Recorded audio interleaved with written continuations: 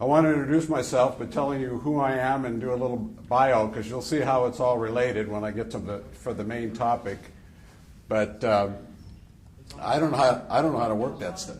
It's on the top line. Look on the I'm this is my second time using PowerPoint. I'm used to the view graph, where you do the slides. Right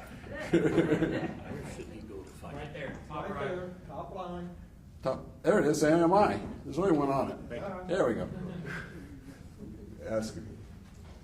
So I wanted you to tell me a little bit about myself and my monetary reform experience, and then we're going to cover progressive economics. I took a lot of the monetary policy out, but I'll cover a little bit at the end. I think I have some of the answers that you're missing, and so we'll have a good discussion, and I'm really excited to be here.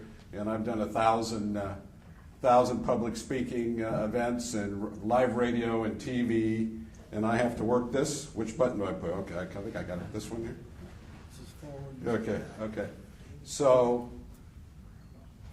we'll start. I was born, I'm the first-year baby boomer. I was born in a family whose mother's side had a manufacturing company, my dad was in retail stores. So I grew up in business. I understand business. Then I got my business degrees. Then I went into our generation war, of course. I was in the business branch of the United States Army, which is a lot safer than the infantry, thank God. Then I got out, and my best friend got me into the financial services business. I decided not to go into my family businesses for a lot of reasons that we can always discuss later, if you're familiar with that. And so I was in that industry, and then the certified financial planning industry was started in 1972. I was one of the early certified financial planners. Yes, I help people with all their finances. We're generalists.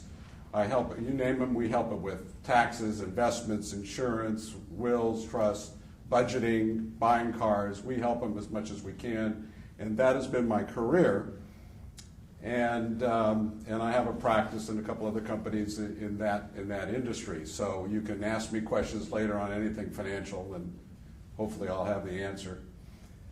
And so I was building a practice. I wasn't really too involved, a little bit involved in politics and macroeconomics, because my brain kind of functions in that matter, starting with the inflationary 70s.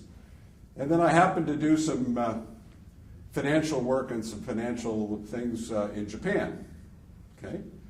And, I was curious of what's causing all this turbulence in the mighty United States. And then I noticed the Japanese system, I was there in the late 80s, was this mighty industrial system that outworks us, okay? I mean, they're amazing. Collapse, okay? And so in 1989, I saw that, I said, why did this mighty industrial system completely collapse? So I started my research, like many of you, started reading the first book was Grider in the early 80s. He wrote Secrets of the Temple. Most of you know it, it's a great book. And I decided to take it to the politicians. I wrote some stuff. I handed it to our congressman, who was a very bright progressive guy, didn't understand what I was talking about. So I said, let's take it out to the people. Okay? So I decided to run for Congress.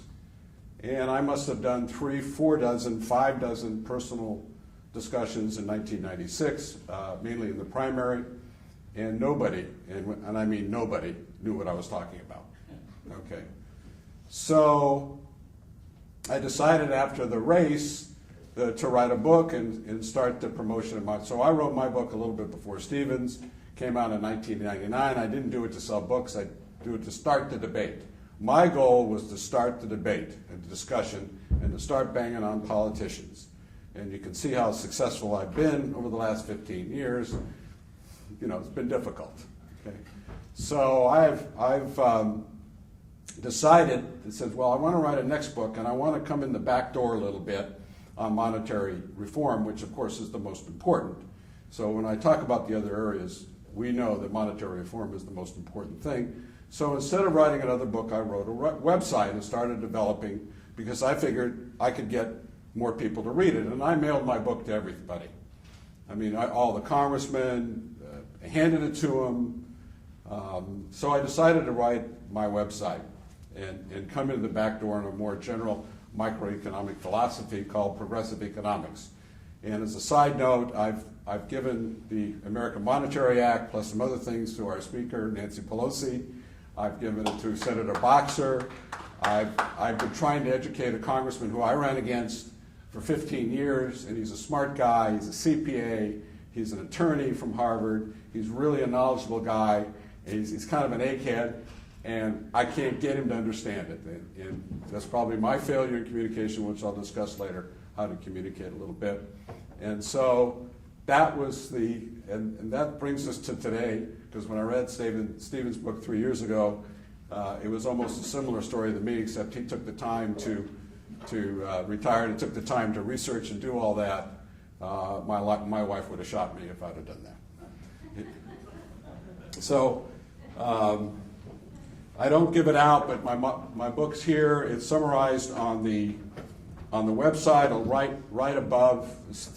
Stephen brought in the AMI's thing. You'll see it there too on the sidebar on my website. Progressive Economics.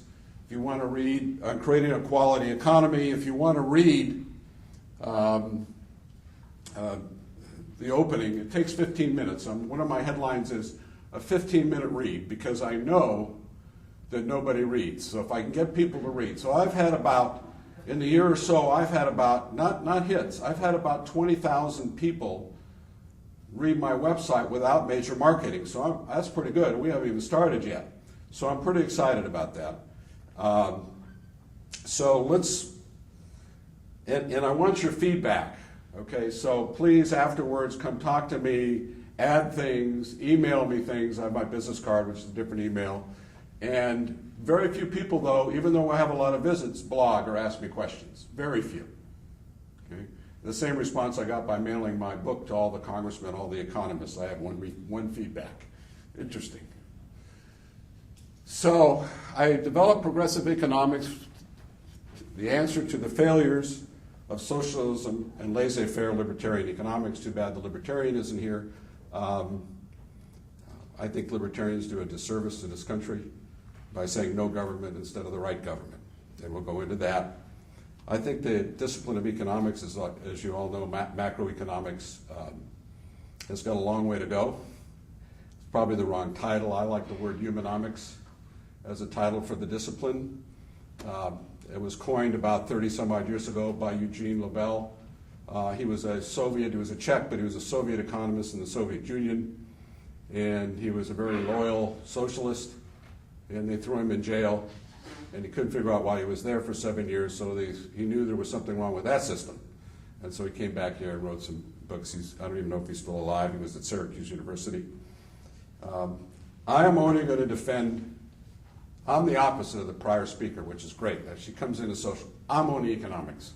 I am not defending anything based on social, moral, fairness, strictly macroeconomics. And when you add, I'll let you guys add the social later, okay? That's only adds to the defense. And the reason is I can go against the other side, which is the libertarians or the laissez-fairists or whatever you want to call them, who are pure, think they're pure, that capitalism is perfection. And the reason why socialism and libertarian fails is that it's based on human perfection. And you're going to hear a lot about that. Unfortunately, we're not too perfect. If there's anyone here, is anyone here perfect? Okay. You know what I mean. Okay. So, we'll go on to the next slide. These are, what I did is I developed 20 guidelines for a quality economy. And you might want to go to the website. It takes 15 minutes to read the essay, which describes this in detail. It's still only 15 minutes to read it at best, okay? Might be even quicker for some of you. And the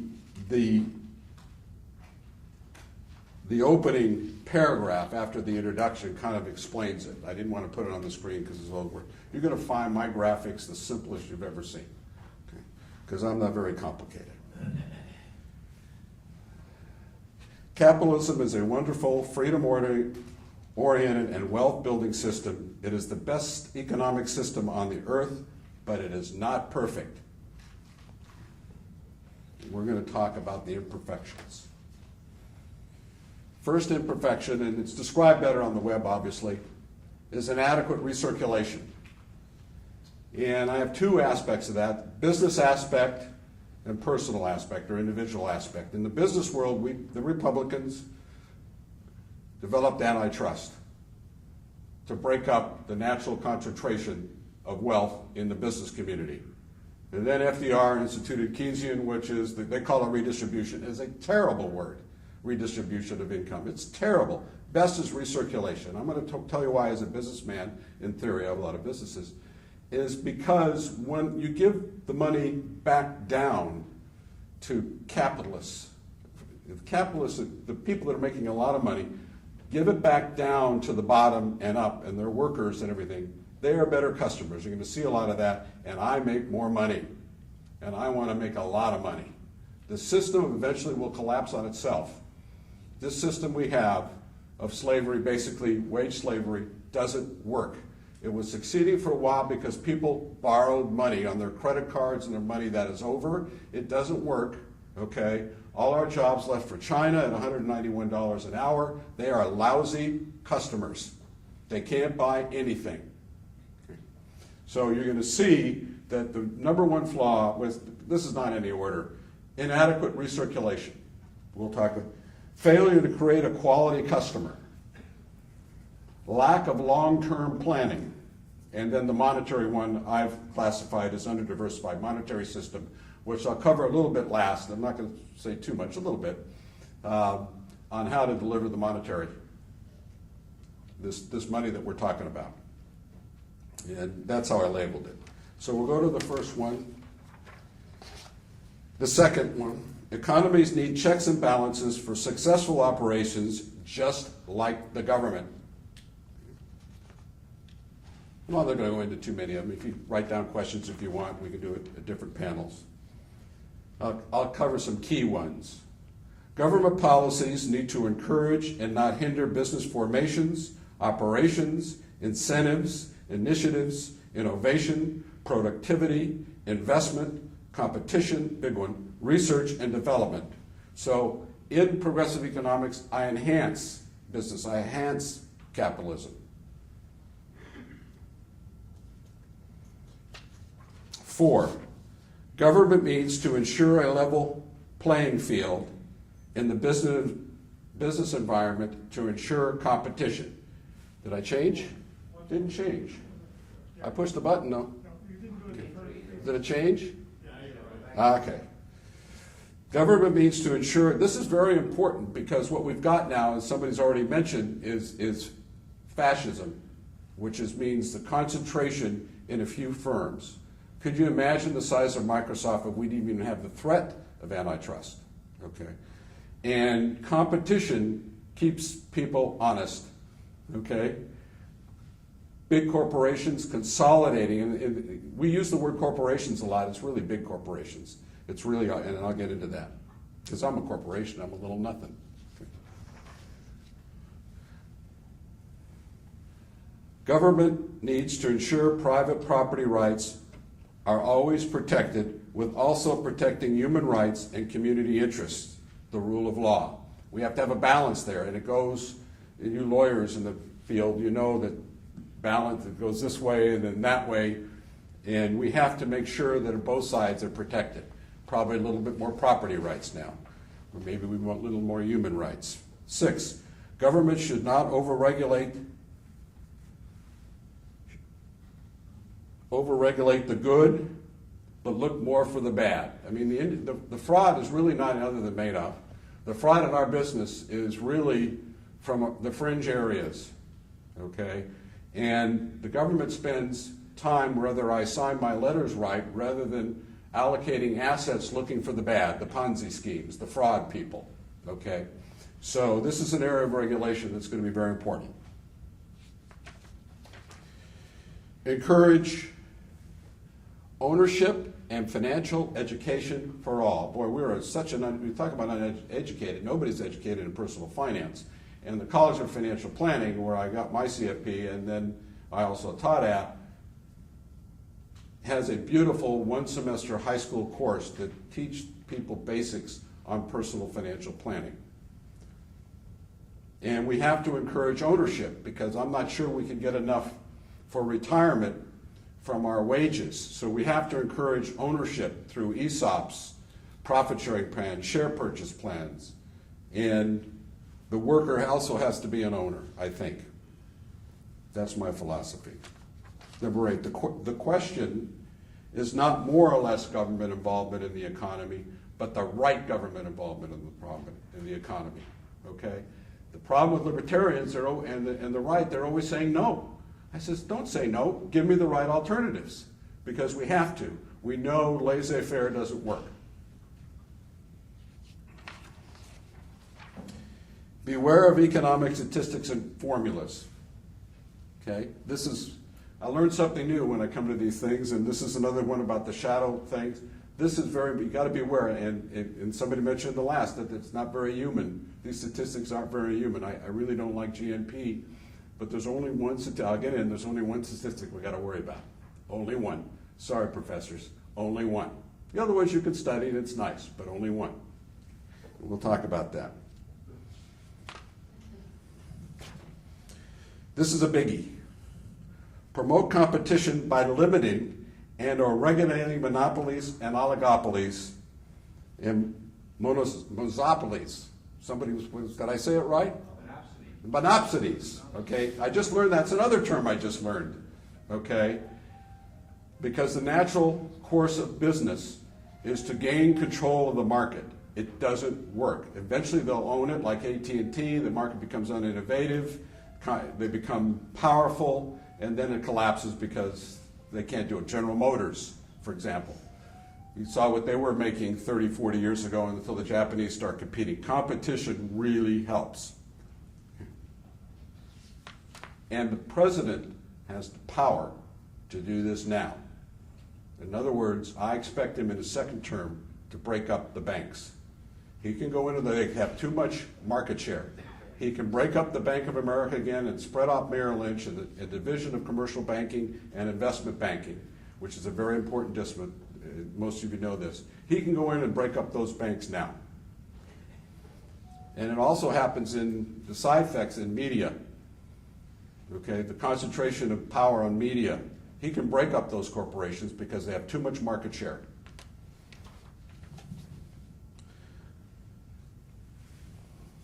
Government spending is not anti-growth. It is a recirculation, redistribution program that aids the economy. It provides for an ample supply of quality customers. Because what's happened is we ran out of customers. We didn't need the monetary system if everybody had money. Well, they don't have any money, they've been borrowing it.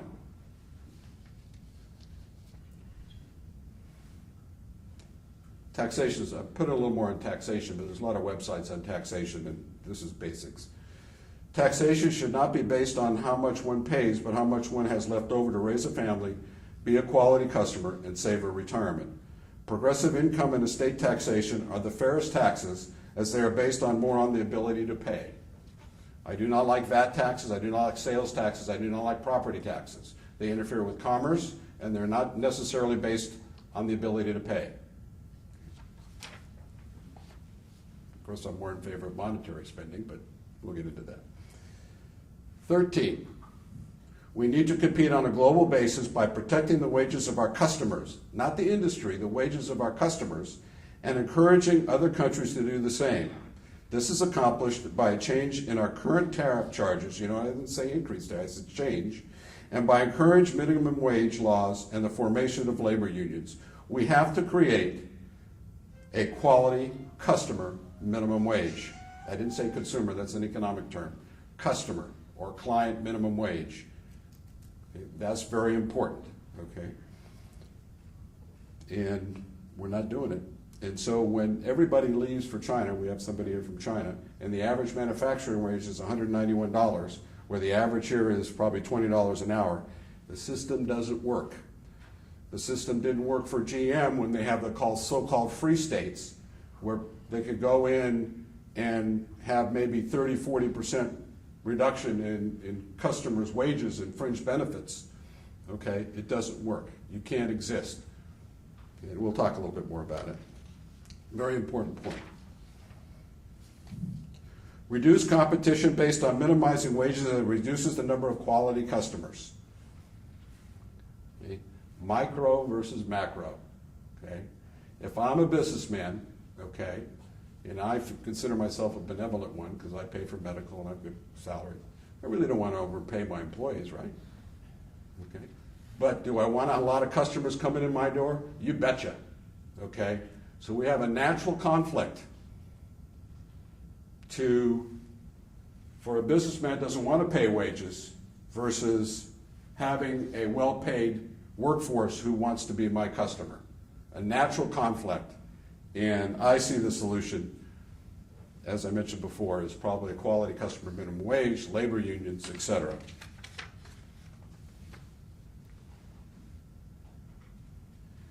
The government can fund it, but it does not have to run it. Governments can fund, regulate, and operate certain functions if they do not lend themselves to market competition. But the government can fund certain things, and I can answer some of those environmental questions that you had yesterday, how we can fund it on the monetary side of government rather than the fiscal side. Okay, and I'll talk a little bit if I have time at the end. Ensure more long-range planning by business and government, because government is more long-range planning, but it's infrastructure, education, environment, long-term profits versus short-term profits. And what happened is in the current system with the stock market is they're worried about the quarterly results because everything is geared to that compensation for that CEO, what happens this quarter, next quarter, okay? Not what happens 5, 10, 11, 12 years from now. But if you look at the system, I'm more concerned with long-term profits because you actually have more profits with long-term planning than you have a bunch of short-term profits in total. So does anybody know how many companies are still on the Dow that was originally started in 1923? Does anybody know? There's one. See, I figured there was the smart professor, that's General Electric. Okay.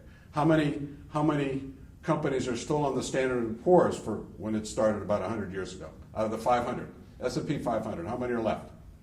It didn't start 100 years ago. Well, a little less. How many are left from the original start? Whatever the date is. Maybe it was 1923. I think the Dow started before then. I'm sorry, I'm confused. How many are left? 25. It's 36 before this last crash, and I haven't checked. Okay, 15%, but it's probably gone down. Okay. So we're looking at, so a big implementation, a micro implementation is to make dividends tax deductible to the corporations and fully taxable to the individuals. And I think that will help motivate these executives where they have income and cash flow for their stockholders like we used to have, that not only this quarterly growth on the stock exchange.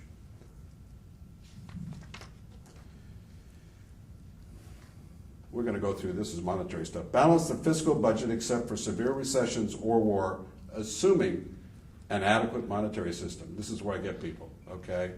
So when people say I'm a fiscal conservative, I tell them I'm a fiscal liberal. So they look at me strangely, okay? Because I have all these little sayings. And the reason is, I says, well, the monetary system's so incompetent and so, you know, the usual story, that you have to be a fiscal liberal in order to force the money into the system. Okay, this is my new one that I thought of yesterday or day before yesterday. There's no such thing as the national debt. It doesn't exist, never been paid off, never will be paid off. It's basically monetarized, so we should call it the monetary creation account. Okay, it's not a debt. There's no such thing as an overall macroeconomic business cycle. Yeah, as a company, I have business cycles. I have 2 family businesses that don't even exist. But as an overall economy with a lot of industries, there's not a business. It's a monetary cycle caused by the monetary system. It's not a business cycle at the macro level, the national level. It's a monetary cycle. We might want to discuss that. Also, when I talk about regulation, I use the word, I don't know if you know, Basel 1, 2, and 3. I said maybe they'll get it right at Basel 27. That's satirical because they'll never get the regulation right. Ensure there's an ample supply and diversity of access to capital from our monetary system. I'll be talking about that. Next one, moderate inflation is good, excess hyperinflation is bad. Okay, because we know what deflation is. Okay, and he talked about what do we do and how we do the leaders. I'm going to cover that. The only statistic that we should concern ourselves with is inflation, and I'll talk about it. I have a whole last slide on that. Implement a variable maximum percentage interest that can be charged on loans so they can avoid usury in our credit system. This is the modern definition of usury. We've got a paradox there. The more you charge, the more the chance of default. We can't keep charging people 18, 20, 30, 40% at the lower level and repossess their cars. It's just ridiculous. So it has to be based on a variable interest rate. We have to have some usury back.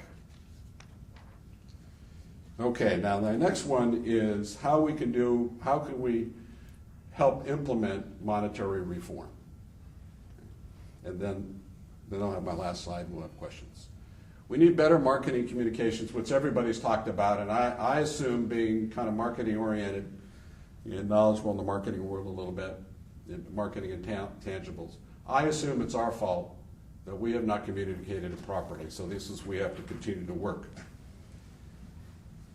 We need to discuss a little bit more about what we're operating rather than who. In other words, attacking private.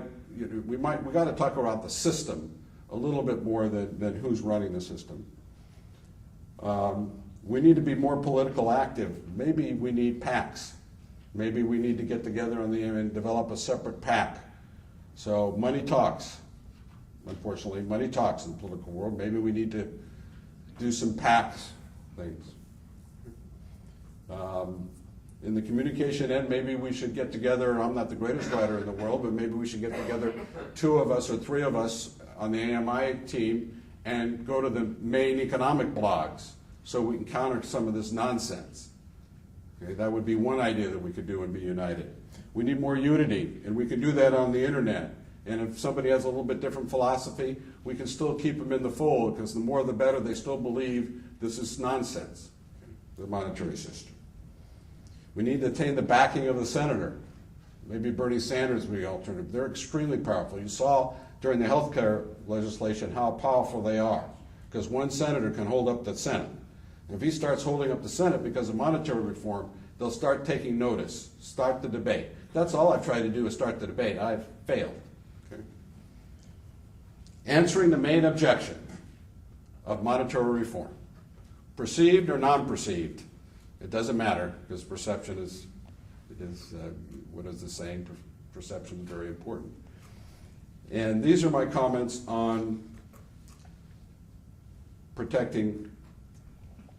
explaining to the other side why monetary reform and how to implement it. We're going to talk a little bit, spend a few minutes on this as soon as I change the slide. I told you I'm not totally used to this stuff. Multi-statistical inflationary formulas for review with transparency to the public. There is no, as the professors will tell you, there is no really one standard definition of inflation. So we have multiple statistical inflationary things to review, should be posted on the internet. And the president can come in, if he's in control of the monetary system, and say, okay, we've got too much here, too much there, and we're going to cut back, and people will know why we're not issuing money in that area, which I'll talk about a bit. Multi-operational oversight of inflation and monetary creation institutions, both at the legislative and executive branches. This is where you bring in the legislature that will also have more significant oversight, and there's various ideas on that, oversighting the Treasury, because the Treasury are made up of people. People are not perfect, okay? And so who's going to watch the Treasury issuing the money and the power brokers coming into the Treasury to influence theirs? And that's the next solution. Multi-delivery systems and new money. This is on my website. I don't care if it's under the Treasury private, but this is called under the Treasury because I agree with the MI. We need, for a better word, call it banking system. We need 15 banking systems to diversify the implementation of monetary new money, okay? Not as debt, but to put it out there. And there's a lot of ways you can put it out there, okay? You issue new money with loans rather than just spending. We could, even if it's non-interest loans, we can have loans, and a lot of environmental things. I'll give you some examples there. Another way to watch out for inflation is you encourage production and competition. That keeps inflation down. And of course, it's overall inflation that we're worried about, but certain areas you'll have to watch out for too. Increase monetary of the currency markets and increase taxation. When you increase taxation, you remove money from the monetary system, from the economy. So you can increase taxes, although monetary reform, which is a big avenue. Everybody wants to cut taxes, okay? Monetary reform allows you to cut taxes, okay?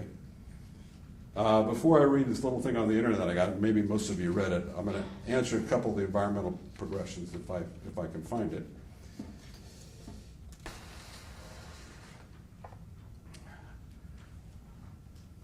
We have a lot of fiscal stimulus for solar.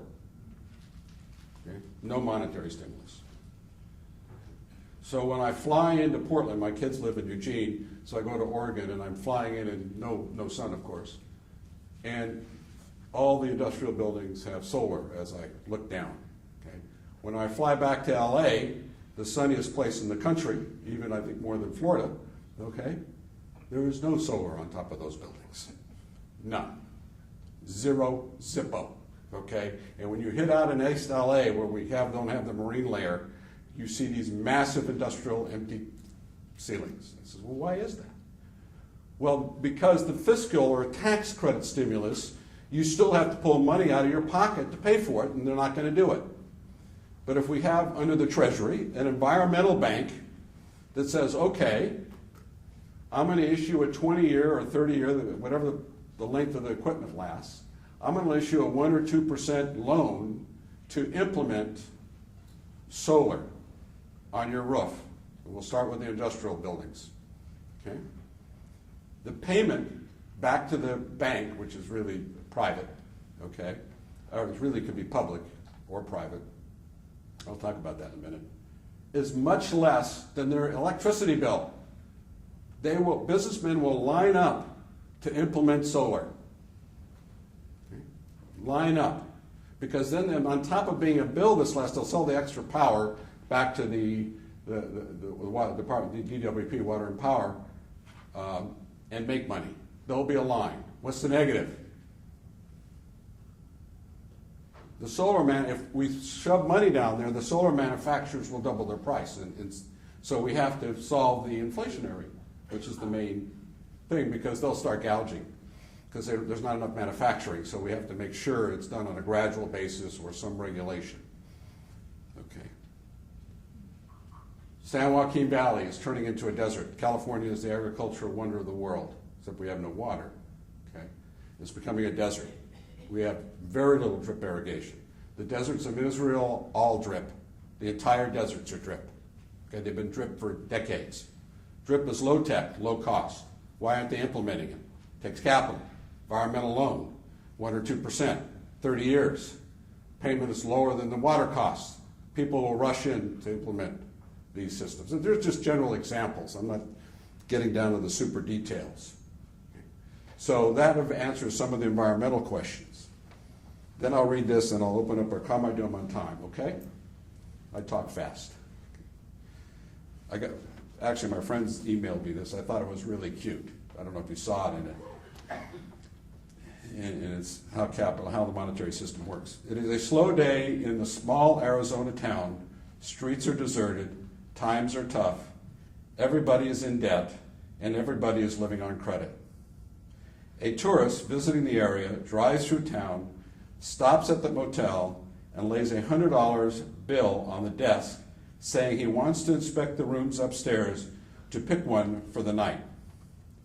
As soon as he walks upstairs, the motel owner grabs the bill, runs next door to pay his debt to the butcher. The butcher takes the $100 and runs down the street to retire his debt to the pig farmer. The pig farmer takes the $100 and heads off to pay his bill to his supplier, the co-op. The guy at the co-op takes the $100 and runs to pay his debt to the local prostitute, who has also been facing hard times and has had to offer her services on credit. The hooker rushes to the motel, pays off her room bill with the motel owner. The motel proprietor then places the $100 bill back on the counter so the traveler will not suspect anything. At that moment, the traveler comes down the stairs, states that the rooms are not satisfactory, picks up the $100 bill, and leaves. No one produced anything, no one earned anything, however, the whole town is now out of debt. This is how our monetary system works. Okay, so I thought it was great, and some of these things, and so if you visit my website, I know we have open dinner tonight. If anybody likes to come to dinner with me, maybe a half dozen of you, we could discuss some of the things. I like your input and your feedback. Please email me. I got cards or my website, and tell me where I'm off the wall, you professors, okay? And because I've been studying this a long time, okay? So this is not a new thing. You see both sides from the capitalistic side, which is discussed better, and versus, so we can actually implement this by economic reasoning only. This is economic success, okay? Social, human, community, you bring that in later and that just adds to it, okay? Because it creates a better world for everybody. And that's it.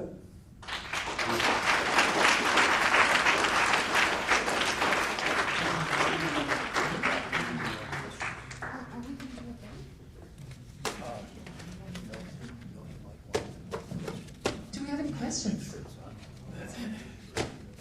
Boy, I must have been really clear. My favorite monetary distribution system, I forgot to mention. There's no questions. Venture capital bank. Okay? This is private. You can have public and private under the Treasury implement monetary. Okay? There's a great venture capital industry. It's in Silicon Valley, but we have a great venture capital industry. I'm not in it, but we have a great one. They have great returns. They invest their money. Okay? In hard times, okay, last quarter they raised like $7 billion, so over the year it's 40, 50 billion. It's small because it's depression. If they're part of the bank, the monetary creation system, whatever you want to call it, and in lower times where we need money, like today, okay, the money creation agency could go to that person and say, okay, whatever you do, I'm going to match. You just give me the same stuff same return as your clients. Okay, so today it would be $50 billion a year. If it's, if everything's booming, you say, I'm only going to give you 5. If things are really bad, I'll give you, I'll match it 6, 7 to 1, just like the kind of the reserve banking system. Now they put it out on equity return, not debt. That's very important because equity is totally different than debt because there's no debt service. Okay? So people will put it on, their institutions will survive better without debt service. That's what's the problem with the community bank system. It creates heavy debt service. Okay? So they can put out that money, and what do venture capitalists initially do? Hire attorneys, accountants, employees, boom, right the employment problem. And they're not afraid to invest it because they don't have the debt service. So they're taking the risk, and there's a way that they mitigate their risk because they might have 10 investments, they only need one big winner. And they usually know that 1 out of 10 is a big winner, and it makes a fabulous rate of return for the venture capital portfolio. It really works. Why not help him out and improve it and distribute it? He doesn't like me. The professors are, but defeat me. Like I tell some of the economic professors, defeat me. I'd love you to just go after me, and see where I'm wrong. Okay. But again, it would be a minor thing. There was a question back there. Because I think we're going to an open discussion and then cookies. That's my sin. I'm a foodaholic. I'm a dessertologist. Don't put that on tape. Turn that off. Too much sugar. Yes, back there. Let's break for coffee. Okay, so we're going to go to a coffee break. All right, coffee break. I'm around for the rest of the time if anybody wants to go to dinner tonight or wherever where the restaurant is around here or talk. We do have one question. Okay. When you started the presentation, you said as an answer to socialism and laissez-faire. Yeah, laissez-faire libertarian. But you didn't discuss anything about socialism. Do you do that on your website? I really don't go after them. We already know that the grand design socialism has failed in many countries. So I really don't, I let the economists and the historians discuss that. But so that's the reason. I don't discuss libertarian too much either, other than, they failed also. And so it's like, that's why.